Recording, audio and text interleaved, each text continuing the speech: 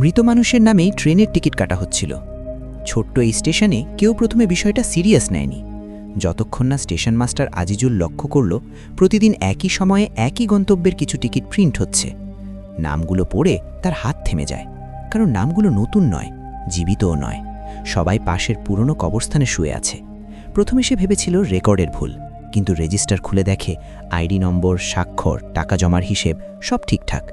সিসিটিভিতে counter ফাঁকা, অথচ রাতের শেষ ট্রেনের আগে টিকিট কাটা হচ্ছে। আজিজুলের মাথার ভেতর প্রশ্ন ঘুরতে থাকে, কে কাটছে এই টিকিট? কৌতূহল আর ভয় নিয়ে সে কবরস্থানে গিয়ে কবরের তারিখ মিলিয়ে দেখে। যে নামগুলো টিকিটে, তারা সবাই ঠিক 7 দিন আগে মারা গেছে। সেদিন রাতে স্টেশনে একা বসে থাকতে থাকতে হঠাৎ টিকিট মেশিন শব্দ করে ওঠে। কোনো যাত্রী নেই, তবু একটা টিকিট বেরিয়ে আসে। কাপা হাতে কাগজটা তুলে দেখে গন্তব্য লেখা শেষ স্টেশন, তারিখ আজ রাত, যাত্রীর নাম আজিজুল রহমান। ঠিক তখনই দূর থেকে ট্রেনের হুইসেল শোনা যায়, অথচ আজ কোনো ট্রেন চলার কথা নয়। রেজিস্টার খাতায় চোখ পড়তেই সে বুঝে যায় তার নামের পাশে সই আগেই করা।